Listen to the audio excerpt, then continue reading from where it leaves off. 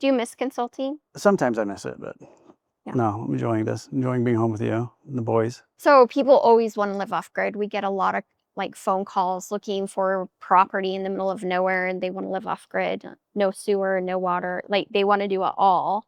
And they think it's like the TV. Let's talk about what that was like. I mean, we had planned a house. We on a piece of property. We had picked it out. We knew where we were going to be.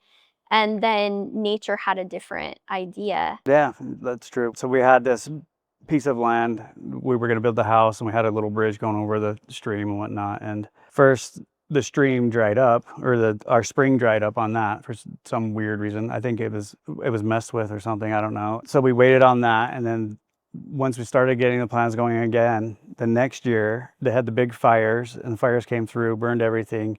And then we had the big rainfall, and so there was a big flash flood that came across all of our property. Went across The goat yeah, killed the goats. Went across Highway 6. was I on the mean, news. it was on the news. We had I don't know how many feet of just mud that we had to get the bobcats and all the heavy equipment in there and And our clear it all amazing out. stream and river and covered Yeah, bridge was gone. gone. Yeah, Everything was gone. everything. The barn. Living off grid was such a dream. Keep checking the spring. We keep thinking we're going to build, but every time we'd go to build, we would lose the water. And you can't build, you can't just say, I'm gonna fill up gallons and gallons of water from wherever and live off it. I mean, we have people calling saying, well, I'll just put these huge gallons, 1,500 Eh. gallon blue bucket Oh, on it's their funny. property and shower in it. And you water your grass one day and the water's gone. We learned that with like a natural spring. Yeah, we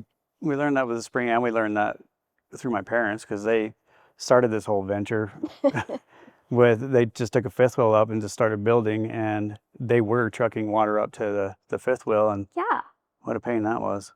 it ages you. Oh yeah. And people think, oh, I'm going to live off grid. I'm going to spend this small amount of money on this piece of property and I'm going to build really cheaply, but it's not cheap at all. Like No. we were spending like $400 and $500 a month on propane Oh yeah.